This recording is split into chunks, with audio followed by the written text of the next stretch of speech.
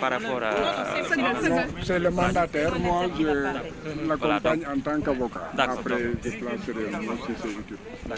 Voilà. Donc, dans le cadre de l'exécution de la décision de justice, l'ordonnance rendue par le tribunal d'instance de Dakar, donc, qui annule la radiation de Ousmane Sonko et qui ordonne sa réintégration dans les listes électorales.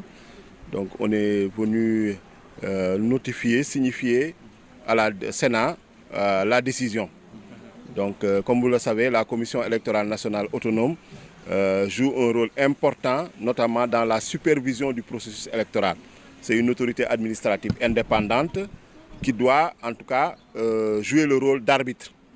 Et elle a le pouvoir de rappeler à l'ordre de l'administration et les différentes parties, que ce soit les partis politiques, les coalitions. Donc, c'est dans ce cadre-là que nous sommes venus accompagnés de l'huissier et de Maître Ciré Clédor Ly, donc pour leur notifier la décision du tribunal d'instance de Dakar et demander qu'elle prête concours à l'exécution de cette décision-là, puisque, comme le rappelle l'article 47 alinéa 4 du Code électoral, les décisions de justice doivent être exécutées immédiatement.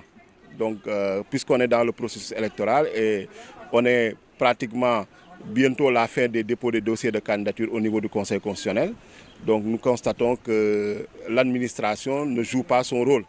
Notamment hier, vous l'avez vu, avec la Direction générale des élections, donc avec le commissaire Tanor Thiendella Fall, qui a refusé qu'on accède aux locaux, avec également la direction de l'automatisation du fichier, donc dirigée par le commissaire Fiacre Badiane.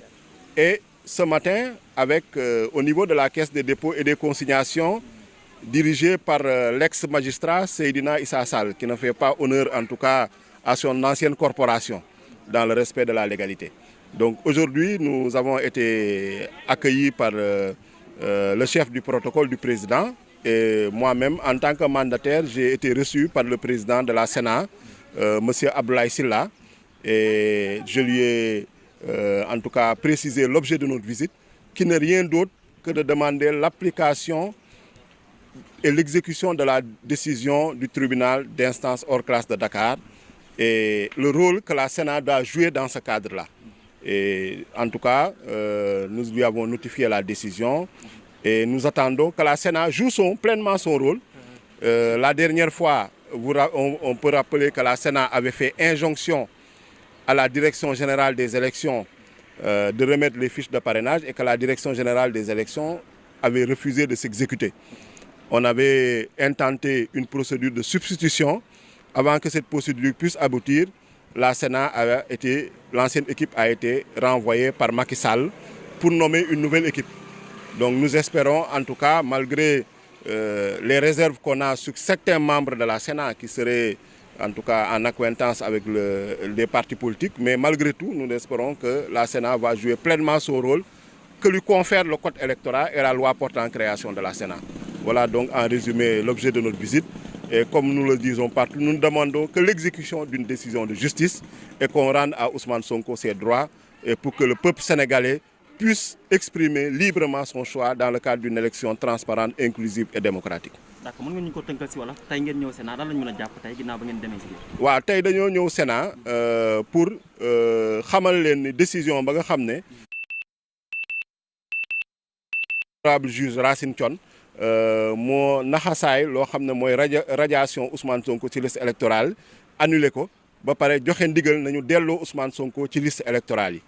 waaw démb gis ngeen ni démb nañu commencé liggéey bi ànd ak huissier bi ànd ak également maître Ciré Clédor Ly mais gis ngeen jafe-jafe yi ñu am ca buntu DGE vraiment ñu tegal ñu fa ay policiers bañ ñu dugg DGE donc ak direction de l'automatisation des fichiers nga xam ne DGE mooy kuréel ba nga xam ne moom moo war a joxe fiche de parrainage yi direction automatisation des fichiers ba nga xam ne commissaire tamit moo ko jiite Fiacre Badiane moom moo war a delloo Ousmane Sonko ci biir fichier électoral bi ñooñu ñëpp ministre de l'intérieur moo leen jiite muy Sidiki Kaba mais fu ñu dem rek daa mel ni Sidiki Kaba daf ñu fay tegal ay policiers yi jiituñu bloqué ñu démb nooloo xew DGE mënuñoo gis Thiendella Fall mënuñoo gis Fiacre Badiane tey si suba tamit ñu dem caisse de dépôt et consignation nga xam ne moom déposé woon nañ fa caution ba ñu jox ñu quittance léegi lu ñu dese mooy ñu jox ñu suñu attestation. Donc mais gis ngeen Seydina Issa Sall nga xam ne mooy DG caisse de dépôt et consignation nu mu doxalee xam ne ancien magistrat xam na loi bi xam na lu loi bi wax xam na lu code électoral wax xam na en tout cas décision de justice dañ ko war a exécuter. Donc dafa def lu ko neex daf maa tey teg fa policiers yi ne ñii bu ñu leen bàyyi mu dugg muy man mandataire bi nga xam ne député la en même temps avocat bi nga xam ne day def liggéeyam huissier de justice bi tamit nga xam ne day def liggéeyam yooyu yëpp di ay jalgati yoon di en tout cas jaay doole yoo xam ne ñoo ngi koy ñaawlu. waaye tey bu ñu ñëwee Sénat gis nañ ñu tamit dalal nañ ñu fekk nañ fi gaa ay policiers yu ñu doon xaar mais dalal nañ ñu bàyyi nañ ñu dugg.